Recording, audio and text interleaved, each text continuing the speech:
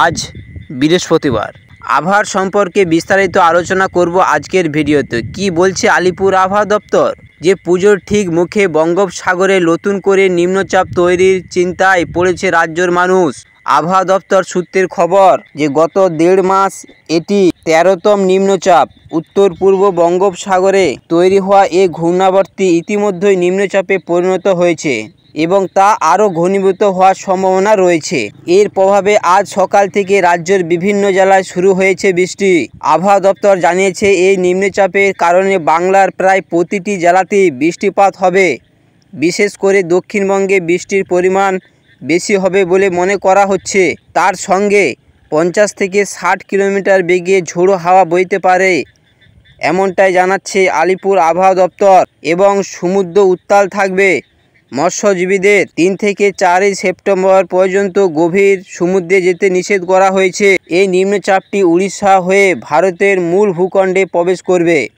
পাশাপাশি এটি মৌসুমি অক্ষরেখা রাজস্থানের বিকানির থেকে মধ্যপ্রদেশের জবলপুর হয়ে বঙ্গোপসাগর পর্যন্ত বিস্তৃত।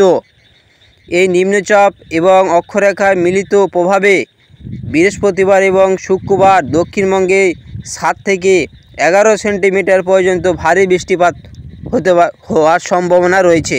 বৃহস্পতিবার পূর্ব ও পশ্চিম মেদিনীপুর, ঝাড়গ্রাম এবং দক্ষিণ 24 পরগনা জেলায় ভারী বৃষ্টি জারি করা হয়েছে। এই জেলাগুলিতে হালকা থেকে মাঝারি এবং 30 থেকে 40 কিলোমিটার বেগে দমকা ঝোড়ো হাওয়া বইতে পারে। আজ কলকাতা, হাওড়া, হুগলি, উত্তর 24 পরগনা, দক্ষিণ 24 পরগনা, পূর্ব ও পশ্চিম মেদিনীপুর, ঝাড়গ্রাম এবং বাঁকুড়া জেলাতেও বৃষ্টির সম্ভাবনা আছে। এই জেলাগুলিতে হলুদ সতর্কতা জারি করেছে আলিপুর আবহাওয়া দপ্তর।